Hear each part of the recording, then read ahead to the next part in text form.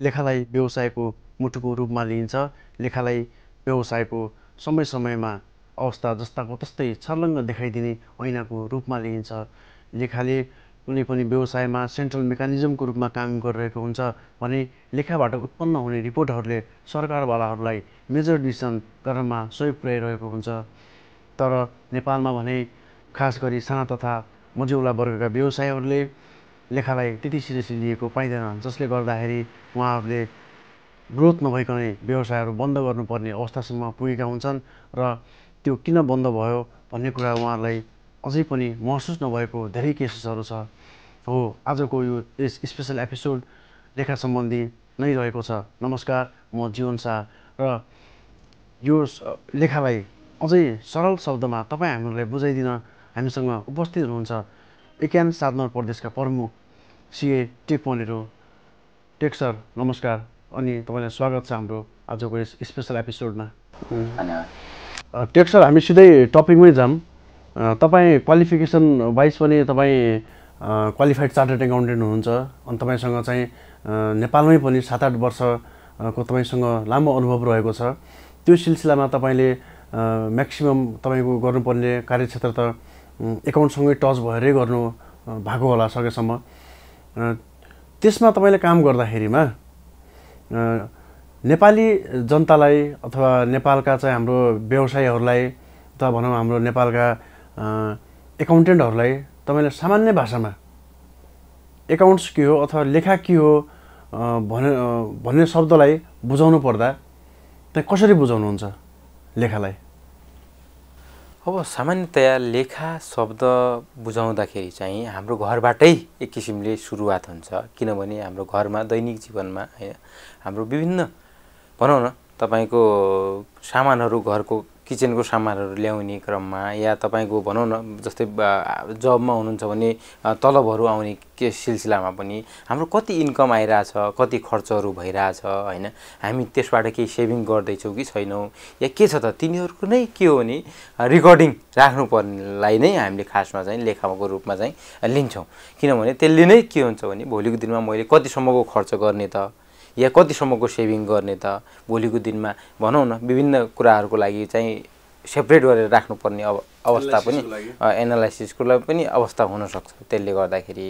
अनि सँगसँगै अर्को कस्तो छ भने हाम्रो बिजनेसमा पनि हैन भनेपछि हामीले जुन चिज सामान पर्चेज गर्नेदेखि लिएर भनौँ न इस्टाब्लिसमेन्टदेखि लिएर त्यो चिजको सेल आउट गर्नेसम्मको सम्पूर्ण प्रक्रियालाई पनि हामीले रेकर्डिङ गरेर राख्नै पर्छ।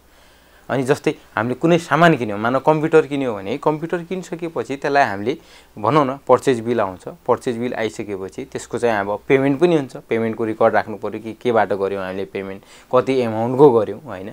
अनि सँगसँगै त्यसलाई अब हामीले मानव बेच्ने पर्पसको लागि किनेको हो भने स्टकमा दाखिला पनि गर्नु पऱ्यो र सँगसँगै भोलिको दिनमा त्यसलाई बेच्दाखेरि सेल आउट गरेर सेल्स ट्याक्स इन्भोइस पनि काट्नु पऱ्यो र त्यो एकोर्डिङली पैसा पनि आछ कि छैन त भनेर यी चिजहरू नै के हो भने हामीले यी कुराहरूलाई नै रेकर्डिङ राख्नु नै लेखाको उसमा जान्छ।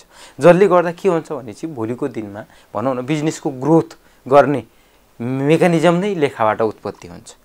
किनभने तपाईँको महिनाभरिमा सेल्स कति भयो त, स्टकहरू के कस्तो पोजिसनमा छ त, अनि त्यसै गरी पर्चेजहरू कति भएको छ त, अनि हाम्रो लगानी कतिको भएको छ त, प्रफिट कतिको भएको छ भन्ने कुराहरू पनि तपाईँको लेखा राखेर नै थाहा हुने कुरा हो। त्यसले गर्दाखेरि यो चिजलाई भनौँ न यो चाहिँ हाम्रो दैनिक जीवनमा पनि युज भइरहेकै हुन्छ। हजुरको नेपालको कन्टेक्स्टमा नेपालका व्यवसायहरूले चाहिँ एकाउन्ट्सलाई चाहिँ लेखालाई चाहिँ कतिको सिरियसली लिनुभएको छ? तपाईँको जुन 6-7 वर्षको जुन एउटा अनुभव रह्यो त्यो कामको सिलसिलामा तपाईँले जति पनि व्यवसायलाई बुझ्नुभयो अथवा त्यहाँको म्यानेजमेन्टलाई बुझ्नुभयो, त्यो गर्दाखेरिमा चाहिँ त्यो काम गर्दाखेरिमा उहाँहरूको सिरियसनेस एकाउन्ट्सप्रति कस्तो रह्यो त? अब यसमा व्यवसायहरूको लेखामा जुन चासो भनौँ न जुन किसिमको हुनुपर्ने हो त्यति चाहिँ भएको चाहिँ देखिँदैन भनौँ न। कस्तो भनेपछि जस्तै अब तपाईँको साना तथा मध्यम व्यवसायहरूमा चाहिँ यो चिजको अलिकति प्रब्लम चाहिँ छ कि जस्तो लाग्छ मलाई चाहिँ नेपालमा चाहिँ। अब यसमा तपाईँको साना मध्यम खालका व्यवसायहरूले भनौँ न आफ्नो बिजनेस ओरिएन्टेडमा लगानी चाहिँ गर्न एकदमै इच्छुक पनि हुन्छन्, किनभने जस्तै मार्केटिङ होस् या अन्य कुरा होस् होइन। त्यसले गर्दाखेरि के हुन्छ भने भोलिको दिनमा भ्यालु एडिसन गरेको छ, यसले चाहिँ डाइरेक्टली हिट गर्छ हाम्रो इन्कममा भन्ने हिसाबले जोडिएको पनि हुन्छ, जसले गर्दा अनि सँगसँगै कस्तो छ भने तपाईँको लेखामा चाहिँ भनौँ न त्यसको डाइरेक्ट इफेक्ट चाहिँ देखिँदैन, तर इन्डाइरेक्ट इफेक्ट भनौँ न भोलिको दिनमा लेखा जुन राखेर हामीले रिपोर्टिङ रेसियो एनालिसिसहरू जुन गर्छौँ त्यसले चाहिँ हामीलाई इन्डाइरेक्ट बेनिफिट चाहिँ दिन्छ कि भोलिको दिनमा हामीले प्लान कसरी बनाउने, कस्तो टाइपको फ्युचर ओरिएन्टेड भएर काम गर्ने भन्ने कुराहरू लेखाले नै दिने हो, जुन चाहिँ तपाईँको भनौँ न तपाईँको इनिसियल्ली तुरुन्तै त्यसको रिजल्ट चाहिँ देखिँदैन, तर त्यसको रिजल्ट देखिने भनेको नै तपाईँको फ्युचरमा त्यसले चाहिँ लङ टर्ममा देखिने हो। त्यसले गर्दाखेरि पनि जहाँसम्म लाग्छ मलाई चाहिँ यो चाहिँ डाइरेक्ट बेनिफिट नदिएको हुनाले पनि त्यति धेरै चाहिँ युज नभएको हो कि लेखामा त्यति धेरै डेभलपमेन्ट नभएको हो कि सायद। यही खण्डमा तपाईँले पनि हेर्नुभयो भने बिग इन्डस्ट्रीहरू छन् जो उसमा चाहिँ फेरि लेखामा एकदमै राम्रोसँग ध्यान दिएको पनि हुन्छ, उनीहरूलाई विभिन्न ट्रेनिङहरूमा आबद्ध गराउनेदेखि लिएर तपाईँको होइन विभिन्न सम्मेलनहरू कार्यक्रमहरूमा पनि तपाईँको पार्टिसिपेट गराउने, हाइली क्वालिफाइडलाई गराउने, अनि त्यसले गर्दाखेरि के हुन्छ भने एउटा एक्सपोजर पनि पाइन्छ र सँगसँगै आफ्नो लेखा र फाइनेन्सको चाहिँ एकदमै राम्रो डेप्थ नलेज पनि गेन हुन्छ, जसले गर्दाखेरि बिजनेस ग्रोथ गर्न पनि सहज इन्भाइरोमेन्ट चाहिँ क्रिएट भएको चाहिँ हुन्छ। तपाईँले एज अ कन्सल्ट्यान्ट भएर काम गर्दै जाँदाखेरिमा कम्पनीहरूमा तपाईँले काम गर्दाखेरिमा त्यहाँ चाहिँ एकाउन्टेन्टहरूले प्राय गर्ने मिस्टेकहरू चाहिँ तपाईँले के देख्नुभयो त? पोइन्ट वाइज के तपाईँलाई स्मरण छ भने त्यो पनि बरु हाम्रो दर्शकबिनहरूलाई जानकारी गराइदिनुहुन्छ कि? अब लेखामा काम गर्दै गर्दा सिलसिलामा चाहिँ तपाईँको लेखापालहरूले सामान्यतया भनौँ न वर्किङ लेभलको कामहरू चाहिँ नर्मली गरिरहेकै हुन्छन् होइन, किनभने जस्तै इन्ट्रीहरू गर्नु पर्यो होइन, खरिद खाता बिक्री खाताहरू अपडेट गर्नु पर्यो, यी कुराहरू गरिरहेकै हुन्छन्। तर कस्तो छ भने अलिकति एनालिसिस पार्टमा चाहिँ मैले विकनेस चाहिँ देखिरहेको हुन्छु यसमा चाहिँ। अब analysis part in the sense कि हाम्रो सेल्सको टर्नओभर रेसियो कस्तो छ त होइन, स्टकको रेसियो कस्तो छ त होइन, अनि एज अ होल कतिको ट्रान्जेक्सनहरू भइरहेको छ त भन्ने कुराहरू चाहिँ अलिकति ल्यागिङ चाहिँ देख्छौँ। र सँगसँगै कस्तो पनि छ भने हाम्रो लेखापालहरू पनि अब जुन चिज भनौँ न तपाईँको जस्तै खरिद बिक्री खाताहरू भयो, स्टक भयो होइन, जुन चिज चाहिँ अलिकति डाइरेक्टली छन् ती कुराहरूलाई चाहिँ तपाईँको अप टु डेट गरिरहेकै हुन्छन्। तर जुन चिज चाहिँ जस्तै अब ब्याङ्कको इन्ट्रीहरूदेखि लिएर भनौँ न सामान्यतया ब्याङ्क रिकन्सिलिएसनदेखि लिएर अब अन्य कुराहरूमा चाहिँ यो डेली बेसिसमा अपडेट चाहिँ त्यति गरेको चाहिँ देखिँदैन तपाईँको। तर त्यो जसले गर्दाखेरि भनौँ न भोलिको दिनमा अलिकति गाह्रो हुने या एक क्वार्टर इन्डमा आएर एकदमै हतार हुने र त्यति बेला भनौँ न एकदमै तपाईँको त्यति बेला गरिहाल्नुपर्छ भन्ने अब क्लोजिङको बेला प्रेसर चाहिँ हुन्छ भन्ने हो। टेक सर, जस्तो नेपालमा एकाउन्टेन्टको लागि चाहिँ पुख्त एउटा क्वालिफिकेसन भनेको ग्रेजुएट फ्रम कमर्स र पोस्ट ग्रेजुएट फ्रम कमर्सलाई मान्ने गरिन्छ। यसमा चाहिँ मैले मेरो व्यक्तिगत एक्सपिरियन्स तपाईँलाई सेयर गर्नुपर्दा मैले के चाहिँ पाएँ भन्दाखेरिमा मैले यस्तो कम्पनीहरू भिजिटमा जाँदाखेरिमा अथवा कुनै कम्पनीहरूमा चाहिँ मैले एकाउन्ट्स लिड गर्ने प्रोसेसमा जाँदाखेरिमा चाहिँ त्यहाँ चाहिँ काम गर्ने भाइ बहिनीहरू चाहिँ ग्रेजुएटेड र पोस्ट ग्रेजुएटेड फ्रम कमर्स नै हुन्थे। मैले चाहिँ तिनीहरूलाई के देखेँ भन्दाखेरिमा चाहिँ दे वर लाइक त्यति कम्फर्टेबल एकाउन्ट्समा चाहिँ बेसिक एकाउन्टिङमा इट्स ओके, तर जब त्यहाँनिर चाहिँ कुराहरू कम्प्लायन्सको आउँछ, ट्याक्सेसनको कुराहरू आउँछ, they are not much comfortable त्यो कुराहरूमा चाहिँ। अनि अर्को कुरा कस्तो भन्दाखेरिमा चाहिँ जस्तो अडिट हुने कुरा थाहा हुने बित्तिकै अलिकति हतोत्साहित हुने, त्यो भने कस्तो भन्दाखेरिमा चाहिँ अलिकति कन्फिडेन्ट नहुनु, आफूमा चाहिँ आफूले गरेको काममा कन्फिडेन्ट नहुनु जस्तो देख्नु त हो नि।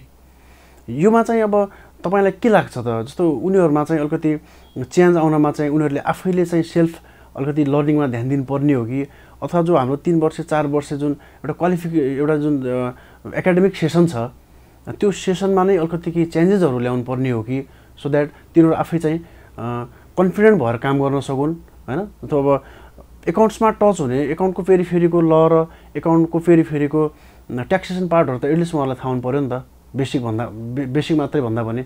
यसमा चाहिँ तपाईँ के लाग्छ त? यसमा चाहिँ सुधार ल्याउनलाई के गर्नुपर्छ जस्तो लाग्छ त? यसको समस्याहरू के हो, केले गर्दा यस्तो भइरहेको छ र यसमा चाहिँ सुधार ल्याउन के गर्नुपर्छ जस्तो लाग्यो त तपाईँलाई? अब यसमा कस्तो छ भने तपाईले भने जस्तै हैन, अब ब्याचलर कमर्सबाट भएका ग्रेजुएटहरू र पोस्ट ग्रेजुएटहरू नै बढी जसो लेखापालमा काम गरिरहेका हुन्छन्। अब यसमा एक त एकाडेमीबाट आफ्नो एक लेभलको क्वालिफिकेसन पुरा गरिसकेपछि उनीहरू सिधै मार्केटमा भनौँ न एज अ एकाउन्टेन्ट आउँदाखेरि अब धेरै कुराहरू के हुन्छ नि थ्योरिटिकली र प्र्याक्टिकलमा फरक हुन्छ र त्यसमा चाहिँ कस्तो हुन्छ भने अब ठुलो अर्गनाइजेसनहरुमा त त्यस्तो धेरै प्रब्लम छैन, किनभने उनीहरूको इन हाउस ट्रेनिङ पनि हुन्छ प्लस विभिन्न ट्रेनिङहरू पनि गराइरहेको हुन्छन्, जसले गर्दाखेरि आइडियाहरू आइरहेको हुन्छ।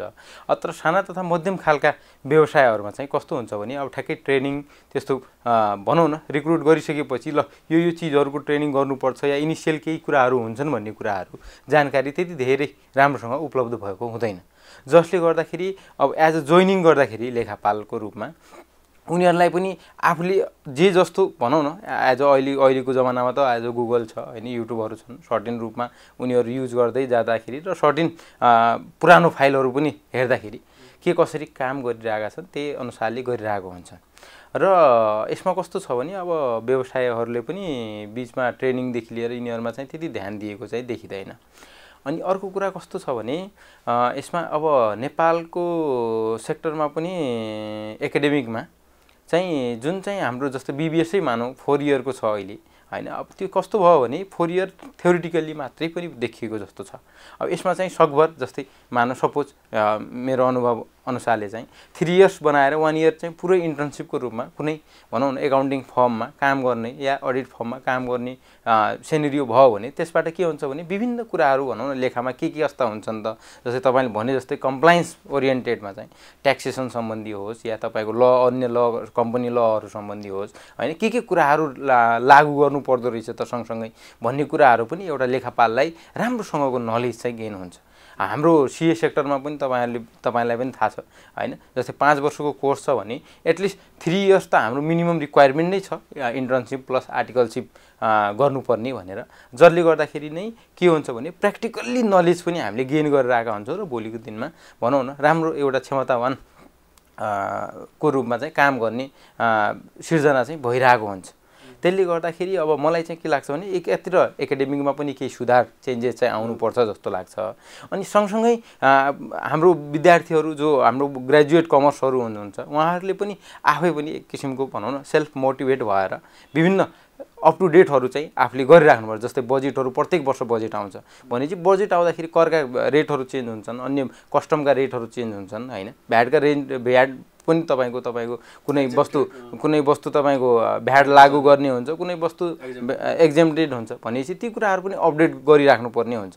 र सँगसँगै व्यवसायीले पनि के गर्नुपर्छ भने एकाउन्टेन्टहरूलाई चाहिँ विभिन्न यस्ता प्रोग्रामहरू पनि भइरहेको हुन्छ त्यसले त्यहाँ चाहिँ पार्टिसिपेट गराउने, उनीहरूलाई त्यसको भनौँ न नलेजलाई इन्हेन्स गराउने, जसले गर्दाखेरि आफ्नै बिजनेसलाई फेरि अझ फाइदाको कुरा हुन्छ। एकाउन्टेन्टहरुमा पनि इन्भेस्टमेन्ट गर्नु पर्यो। हो एक्ज्याक्टली हो, त्यो भएपछि के हुन्छ भोलिको दिनमा लङ टर्म यो भनेको पछितिरको रिजल्ट देखिन्छ हैन भने तपाईहरुले पनि देख्नु भएको छ हैन, जस्तै कर कार्यालयमा पनि तपाईको फ्लड पर्दाखेरि थुप्रो फाइनहरु लाग्ने हैन, विभिन्न कुराहरु सिर्जना हुने, जसले गर्दाखेरि के हुन्छ भने एउटा प्रोपर नलेज नभइकन हामीले काम गरेको र नलेज भएर काम गरेकोमा त्यसले गर्दाखेरि त्यो फाइन हामीले बेहोर्नु पर्दैन कि त्यस्तो कुराहरु। त्यही भएर यो चीजलाई चाहिँ मिल्ने चाहिँ यी कुराहरुमा चाहिँ ध्यान दिनुपर्छ जस्तो चाहिँ मलाई लाग्छ। धन्यवाद। हिजो मेरो एउटा साथीसँग कुरा हुँदाखेरिमा उसले ठट्यौली पारामा एउटा इन्सिडेन्ट मलाई सुनाउँदै थियो। उसले के भन्थ्यो भने उसको एरियामा उसको जुन एउटा सानो बजार जुन एरिया छ त्यहाँ चाहिँ कहिलेकाहीँ यो हाम्रो ट्याक्स अफिसको अनुगमन त्यहाँ पर्दाखेरिमा ट्याक्स अफिसरहरू त्यहाँ अनुगमनमा जाँदाखेरिमा त्यहाँ उनीहरू डर तरासले चाहिँ बरु सटरै बन्द गरेर त्यो दिन चाहिँ व्यवसाय बन्द गरेर चाहिँ बस्ने सिनेरियो त्यहाँ रहेछ। यो कुरा चाहिँ खासमा के होला त? उनीहरूको यो मिसकन्सेप्सन भएर हैन, मिसकन्सेप्सनले गर्दा होला कि अथवा चाहिँ ती व्यवसायीहरू सबैले चाहिँ अब गलतै काम गरेको हुनाले चाहिँ त्यस्तो त्यो पसलै बन्द गर्नुपर्ने भागाभाग हुनुपर्ने सिर्जना आएको होला कि? र यसमा चाहिँ यो कुरालाई चाहिँ कन्ट्रोल गर्न के गर्नुपर्छ जस्तो लाग्छ? अथवा चाहिँ हाम्रो व्यवसायीहरूले के कुरा चाहिँ थाहा पाउनुपर्छ ताकि उनीहरूलाई कर कार्यालय देखेर डर नलागोस्, बरु उनीहरूलाई चाहिँ सकेसम्म चाहिँ मजाले चाहिँ एउटा इन्ट्रेक्सन गर्ने तरिकाको वातावरण भएर बरु उनीहरूबाट केही कुरा आफूले सिक्ने एउटा स्पेस बनाउन सकुन्। यो चाहिँ के कारणले भएको हुनसक्छ र उनीहरूले के गर्दा चाहिँ अलिकति त्यो डर तरास हट्ने सिनेरियो हुन जान्छ त? अब यसमा चाहिँ कस्तो छ भने कर अनुगमन विभिन्न चरणहरूमा भइरहेको हुन्छ होइन। अब पहिलाको सिनेरियो हेर्दाखेरि चाहिँ कर भन्ने बित्तिकै एकदमै डरको भावना चाहिँ हुन्थ्यो, तर अहिले त्यस्तो चाहिँ छैन, किनभने त्यो अहिले त मिसकन्सेप्सन जस्तै छन चाहिँ। यसमा चाहिँ अब करबाट अनुगमन आउँदाखेरि अब तपाईँको भनौँ न स्टकहरू प्रोपरली अपडेट गरेर नराख्ने होइन, अनि सेल्स बिलहरू नकाटेको त्यस्तो केसहरू चाहिँ देखिरहेछ भने चाहिँ गाह्रो हुन्छ होइन उहाँहरूलाई पनि। तर अब भनौँ न स्टकहरू अपडेट छ, बिलहरू काटेकै छ टाइममा भनेपछि हामीले त्यति धेरै डराउनु पर्ने कुरा चाहिँ रहँदैन। लेखा नै भनौँ न यसमा चाहिँ हाम्रो पूर्ण रूपमा लेखा नै हामीले अप टु डेट अवस्थामा राखेका छौँ भने त्यस्तो खासै डराउनु पर्ने चाहिँ देखिँदैन। भोलि गएर उहाँहरूले आउने भने नै भनौँ न सबै कुराहरू जति पनि खरिद बिक्री खाताहरूदेखि लिएर तपाईँको भ्याटका फाइलिङदेखि लिएर सबै कुराहरू तपाईँले टाइममा गर्नुभएको छ, सबै कुराहरू नियमपूर्वक करको नियमपूर्वक नै गर्नुभएको छ भने यसमा चाहिँ त्यस्तो डराउनु पर्ने कुरा नै भएन। किनभने सहकार्य गरेर नै जाने हो, हामीले पनि सरकारलाई नै सेवा भनौँ न कर तिरेर आफू भोलिको दिनमा हामीले नै सहज चाहिँ हुन्छ भन्ने नै हो होइन। त्यसले गर्दाखेरि यसमा चाहिँ त्यस्तो धेरै डराउनु पर्ने चाहिँ छैन। र सँगसँगै के पनि हो भने व्यवसायीहरूले वा लेखापालहरूले पनि एउटा के जान्नुपर्छ भने आफूले गरेको व्यवसाय अन्तर्गत रहेर जति पनि जस्तै हाम्रो बिक्री होला खरिद होला यिनीहरू चाहिँ अप टु डेटको चाहिँ गरेर राख्न चाहिँ पर्छ। त्यो राखिसकेपछि त्यति धेरै भनौँ न डराउनु पर्ने अवस्था चाहिँ रहँदैन। तपाईँ एकेन सुदूरपश्चिम प्रदेश प्रमुख भएर यता निर्वाचित हुँदा तपाईँले चाहिँ सुदूरपश्चिम प्रदेशमा लेखा विकासको लागि अथवा लेखा सुधारको लागि के कस्ता योजनाहरू बनाउनु भएको छ र मैले तपाईँले दर्शकहरूलाई एकेनको बारेमा पनि अलिकति बुझाइदिनु भयो भने अलिकति सजिलो हुने थियो। हाम्रो एकेन हजुरको एउटा सङ्गठन हो जुन चाहिँ नेपाल चार्टर एकाउन्टेन्टहरूको सङ्गठन हो। नेपाल चार्टर एकाउन्टेन्ट सङ्घ भनेर चाहिँ चिनिन्छ, सर्टकटमा एकेन भनेर हामीले भनिरहेका हुन्छौँ। अनि यसमा चाहिँ मुख्यतया के छ भने हाम्रो सदस्यहरूको सामूहिक हितको चाहिँ संरक्षण गर्नु यसको मुख्य उद्देश्य हो। साथै हाम्रो लेखा व्यवसायको विकास संरक्षण र सम्बोधन गरी सुव्यवस्थित र सुचारू रूपले सञ्चालन गराउने चाहिँ यसको मुख्य उद्देश्य चाहिँ रहेको छ होइन। त्यस अन्तर्गत अब हामीले पनि भनौँ न यता सुदूरपश्चिममा पनि विगत वर्षमा पनि हामीले अन्तर्राष्ट्रिय कार्यालय धनगढीसँग भयो, अनि सँगसँगै हामीले तपाईँको उद्योग वाणिज्यसँग कैलाली उद्योग वाणिज्य सङ्घ अनि नेपाल उद्योग वाणिज्य महासङ्घ सुदूरपश्चिम प्रदेशसँग पनि मिलेर विभिन्न कार्यक्रमहरू पनि आयोजना गऱ्यौँ। कर सम्बन्धी भयो, बजेट सम्बन्धी, अनि त्यसै गरी तपाईँहरूको लेखा सम्बन्धी के कस्तो अपडेटहरू आइरहेछ त मार्केटमा या के कस्तो चेन्जेसहरू आइरहेको छ र हामीले के कुराहरू गर्नुपर्छ त एउटा व्यवसायीले एउटा भनौँ न लेखापालले हामीले के कस्ता डकुमेन्टहरू राख्नुपर्छ, रेकर्डहरू बनाउनुपर्छ। अनि सँगसँगै हामीले चाहिँ तपाईँको बजेटले ल्याएका भनौँ न सुविधाहरूदेखि लिएर उनीहरूले ल्याएका नयाँ अपडेटहरूलाई चाहिँ कुन व्यवसाय स्पेसिफिक कस्तो छ त होइन, तिनलाई कसरी चाहिँ लागू गर्ने, के छ तिनीहरूको मोरालिटी भन्ने कुराहरू पनि हामीले चाहिँ एक किसिमको जनमानसमा चाहिँ हामीले पुर्याइरहेका छौँ। र आगामी दिनमा पनि हामीले हाम्रो योजना नै कस्तो छ भने भर्खरै पनि हाम्रो 2081 को बजेट आयो र बजेट सँगसँगै हामीले अन्तर्राष्ट्रिय कार्यालय धनगढीसँगको समन्वय गरेर हामीले एउटा कार्यक्रम पनि आयोजना गरौँ कि बजेटले के कुराहरूको चेन्जेस ल्यायो, के सहुलियतहरू ल्यायो र के सुविधाहरू पनि ल्यायो। ती कुराहरू पनि हामीले भनौँ न तपाईँको जति पनि हाम्रा पार्टिसिपेन्टहरू आउनु भएको थियो उहाँहरूलाई सेयर पनि गऱ्यौँ कि यो कुराहरू छन् र तपाईँहरूलाई केही चिज त्यस्तो पनि गाह्रो छ या केही कुराहरू छन् भने हाम्रा सदस्यहरू पनि छन्। भोलिको दिनमा भनौँ न लेखा व्यवसायमा केही कुराहरूका त्यस्ता समस्याहरू पनि छन् भने हामीसँग आबद्ध चार्टर एकाउन्टेन्ट हाम्रो सङ्घले चाहिँ सबै कुराहरूलाई भनौँ न भोलिको दिनमा जस्तै समन्वय गरेर कार्यक्रमहरू चलाउनेदेखि लिएर होइन उनीहरूलाई ट्रेनिङ दिनेदेखि लिएर सबै कुराहरू चाहिँ हाम्रो सङ्घले चाहिँ लगभग गरिरहेको अवस्था छ। अन्त्यमा अहिले हामी असार महिनाको मध्यतिर छौँ र असार महिना भनेको हरेक आर्थिक वर्षको क्लोजिङ महिना पनि हो। यो महिनामा व्यवसायहरू क्लोजिङ लाग्यो भनेर एकदमै रसमा हुने र उहाँहरूको मुखबाट चाहिँ क्लोजिङ लाग्यो भन्ने शब्दहरू हामी प्रायः सुनिरहेको हुन्छौँ र उहाँहरू पैसाको हिसाब किताब चाहिँ क्लियर गर्ने एउटा दौडमा लागिराख्नु भएको देखिन्छ र एकाउन्टेन्टहरू पनि यो टाइममा चाहिँ एकदमै रसमा देखिने हिसाब किताबहरू चाहिँ मिलाउन बाँकी छ भन्ने सुरमा चाहिँ उहाँहरू पनि ओभरटाइम दिएर भए पनि लागिराख्नु भएको हामीले देख्ने गरेका छौँ। यसमा चाहिँ उहाँहरूले यो टाइममा यति रस गर्नुपर्नेको कारण के, उहाँहरूले चाहिँ हरेक महिना चाहिँ हिसाब किताब मिलाएर जानुहुन्थ्यो भने यति रस नगर्नुपर्ने अवस्था पनि हुन्थ्यो कि? यसैमा तपाईँले चाहिँ म्यानेजमेन्ट र हाम्रो एकाउन्टेन्टहरूलाई पोइन्ट वाइज यो कामहरू चाहिँ उहाँहरूले चाहिँ गर्नुभयो भने उहाँहरूको क्लोजिङ चाहिँ राम्रोसँग सकिन्छ है। तपाईँको चाहिँ उहाँहरूको चाहिँ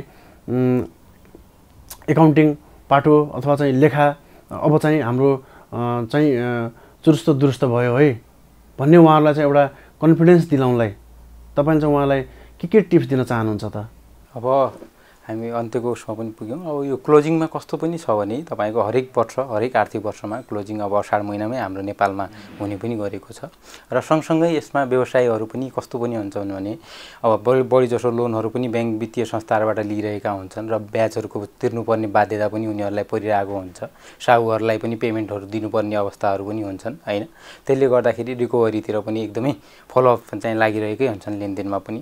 र त्यसको साथसाथै अब के छ भने लेखापाल र व्यवसायहरूले ध्यान दिनुपर्ने मुख्यतया तपाईँहरूको जस्तै ब्याङ्क ब्यालेन्स पनि छ भने ब्याङ्क स्टेटमेन्टहरू ल्याएर होइन त्यसको रिकन्सिलिएसन प्रोपरली तरिकाले भएको छ कि छैन त होइन। भोलिको दिनमा कुनै ट्रान्जेक्सनहरू हामीले इन्ट्री गर्न छोडेका छौँ कि होइन, त्यसले गर्दाखेरि भोलि गाह्रो अवस्था पर्न सक्छ कि भन्ने कुराहरू भयो। अनि त्यसै गरी लोनहरू लिएको खण्डमा पनि लोनको स्टेटमेन्टहरू ल्याएर होइन त्यसको पनि तपाईँको ब्याज खर्चहरू भएर इएमआई छन् भने इएमआईको टर्म लोनहरू तिनीहरू चाहिँ के कतिको छन् त होइन त्यसको स्टेटमेन्टहरूको इन्ट्री पनि गर्नु पर्यो। अनि सँगसँगै रिसिभेबलहरू कस्टमरहरूको के कति पैसाहरू चाहिँ लेजरहरू मिलान भएको छ त, उनीहरूको पेमेन्ट आएको र सेल्स बिलहरू कटेको हाम्रो प्रोपरली छ कि छैन, उनीहरूको लेजर र हाम्रो लेजर अनुसार म्याच भएको छ कि छैन त। अनि त्यसै गरी तपाईँको पार्टीहरूको जो भेन्डरहरू छन् हाम्रो भेन्डरहरूसँग पर्चेज गर्दाखेरि कुनै इन्भोइसहरू छुटेको छ कि कसै पार्टीहरूसँग, अनि त्यो चिज चाहिँ उहाँहरूको लेजर पनि मगाएर आफ्नो रिकन्सिलिएसन पनि गर्ने, कुनै छुटपुट भएको खण्डमा त्यसलाई पनि अपडेट गर्ने। अनि सँगसँगै तपाईँको अब यसमा चाहिँ कस्तो छ भने अब जतिपय हाम्रो फिक्सेसहरू पर्चेज गरेका हुन्छौँ त्यसको डेप्रिसिएसन पनि चार्ज यही भयो हामीले आर्थिक वर्षको मसानतिर गर्नुपर्ने हुन्छ होइन। डेप्रिसिएसनको इन्ट्रीहरू पनि गर्नु पर्यो सँगसँगै। अनि त्यसै गरी तपाईँहरूको फिक्सेसको भेरिफिकेसन पनि गर्नु पर्यो, के सम्पत्तिहरू हामीहरूसँग छ त भन्ने कुराहरू पनि हेर्न पर्यो।